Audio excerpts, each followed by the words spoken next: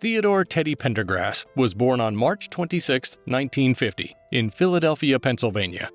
Raised in a neighborhood characterized by adversity, Teddy's childhood was marked by challenges that would later fuel his determination and resilience.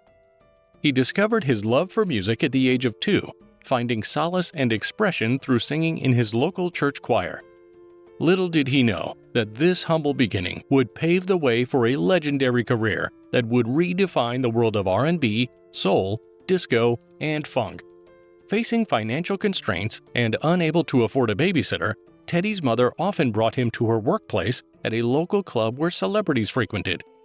It was within the dimly lit ambiance of that very club where a young Teddy was exposed to the mesmerizing world of music, and it changed his life. He recorded his first record when he was 16. This early start in the music industry further underscores his remarkable talent and commitment to his craft. He taught himself to play the drums through diligent practice during his adolescent years. At 18, he began playing for a singer named Little Royal Torrance and traveled on tour with him in North America for nearly a year. Upon his arrival back home, he auditioned as a drummer for the group Harold Melvin and the Blue Notes. Shortly after Teddy joined, they signed with Philadelphia International Records, facilitated by pioneer songwriters Kenny Gamble and Leon Huff. Initially, Harold was the lead vocalist until Teddy was overheard spontaneously singing during a rehearsal. Impressed by his powerful voice, Huff immediately contacted Gamble to share his discovery. Gamble was equally awestruck, recognizing Teddy's exceptional baritone. Inspired by his vocal skills, Huff and Gamble wrote the ballad "If You Don't Know Me By Now" and asked Teddy to take the lead instead of Harold. The song quickly soared to the #1 spot on the R&B charts. Follow-up singles including "I Miss You," "The Love I Lost," and "Wake Up Everybody" all featured Teddy as the balladeer. Instantly becoming a ladies' man, Teddy, tall, dark, and handsome, drew screaming and ecstatic crowds. He began to attract thousands of women both on and off stage. In 1974, he ended up fathering 3 children in quick succession within the same calendar year. As the show sold out and Teddy's hits kept coming, he realized he wasn't receiving the pay he deserved. Eventually, his ongoing complaints and songs written specifically for him to sing instead of Harold caused tension between him and his bandmates. In all actuality, while Harold Melvin's name was in the spotlight, it was Teddy who was generating the revenue. In fact, some people even confused Teddy for Harold due to his popularity and influence. During the time I was with Harold Melvin and the Blue Notes, And the Blue Notes. we came on the show and Harold didn't show up. That's right. And everybody was running around here crazy. Where's Harold Melvin? Where's Harold Melvin? I said, don't worry about it. Harold doesn't sing. You have... I'm being truthful about it. I said, I'm here. So he said, well, you're not Harold Melvin? I said, no. Fed up with the conflict, Teddy pursued a solo career in 1976. His debut album, released a year later, showcased his distinctive, sensuous voice and ushered in a new era of hits like "The Whole Town's Laughing at Me" and "I Don't Love You Anymore." In 1978, he released his sophomore album, which included the chart topper "Close the Door" and solidified Teddy's status as a sex symbol with a voice that could melt hearts. He became the first artist to hold ladies-only concerts, instantly becoming a phenomenon and ranking among the top-grossing artists in the country. Often seen in layers of sweat and tank tops that showcased his muscles and physique drove female fans wild, prompting them to throw teddy bears and underwear on stage as they fought for chances to kiss him. In 1979, he released the album Teddy, featuring the hit "Turn Off the Lights."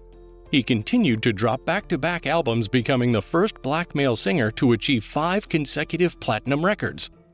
He purchased a 34-room mansion on the outskirts of Philadelphia, situated on 14 acres of land. This grand estate boasted a swimming pool, a stable of horses, a tennis court, and a 5-car garage. Teddy spearheaded initiatives and innovations in many aspects. He was the first celebrity musician to endorse a clothing line predating figures like Jay-Z's Rocawear and Nelly's apple-bottom jeans. His fashion line catered to women, adding yet another dimension to his diverse accomplishments. Whoever you are, be a star in celebrity dreams. Teddy G.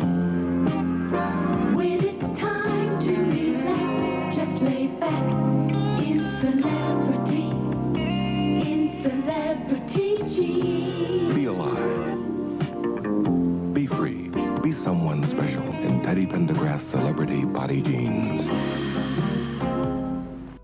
He was at the pinnacle of his success when on March 18, 1982, shortly after 1:30 a.m., a car accident tragically left him paralyzed from the chest down.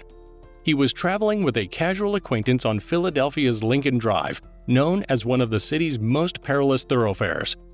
Stretching over 4 miles in length, it has always been known for its hairpin curves, narrow driving lanes, sunken drainage grates, and potholes. During the accident, Teddy lost control of his green Rolls-Royce, driving at a speed higher than the posted limit of 25 miles per hour. The car sideswiped a barrier, careening into an oncoming lane and colliding with 2 trees, becoming wedged between them. The impact caused Teddy to be thrown upwards, slamming his head into the roof of the car, breaking his neck, damaging his spinal cord, and fracturing his 5th and 6th vertebrae. It took fire and rescue more than 45 minutes to extricate him from his vehicle, which required the removal of car parts due to the impossibility of a conventional exit. While the female passenger only suffered minor injuries, Teddy's were far more severe. In the aftermath of the accident, rumors spread and questions arose about the identity of the woman in the car. Awake, responsive, and speaking to EMTs, he was rushed from the scene to Thomas Jefferson University Hospital, where he spent the next 6 months grappling with the stark reality that he would never walk again. To make matters even more challenging, he was given a life expectancy of only 7 years. Struggling with depression and a sense of hopelessness, he returned home to the support of his mother and his girlfriend, a former dancer of his. Although Teddy initially experienced moments of sadness and depression, he ultimately demonstrated remarkable resilience. He committed to intensive rehabilitation, dedicating up to 6 hours a day to regain functional use of his biceps, which were crucial for moving his shoulders and elbows, the only parts of his upper body with sensation. Gaining the ability to operate his motorized wheelchair and the devices in his specially equipped van. In the pursuit of recovery, he continued seeking medical expertise along with mental health counseling, electric muscle stimulation, and biofeedback. He earned his high school equivalency diploma and released the single "In My Time" in 1984, a poignant reflection on his struggles. In a triumphant display of courage, Teddy made his return to the stage in 1985. He performed at the Live Aid concert, a multi-venue benefit organized to raise funds for famine relief in Ethiopia, held in Philadelphia that year. Seated in a wheelchair, he defied his physical limitations, inspiring countless individuals with his determination.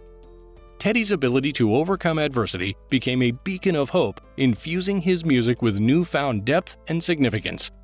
In 1986, he was involved in another incident when he lost control of his wheelchair-accessible conversion van and crashed into a utility pole. The accident left him with an injury to his upper right abdomen, and his nurse, who was also in the van, suffered a broken thumb. In 1988, he released Joy, both an album and a single sharing the same name, which stood as a testament to his profound appreciation for life and the sheer joy of existence. The album marked his first #1 R&B single in nearly a decade, signaling a resurgence of vitality.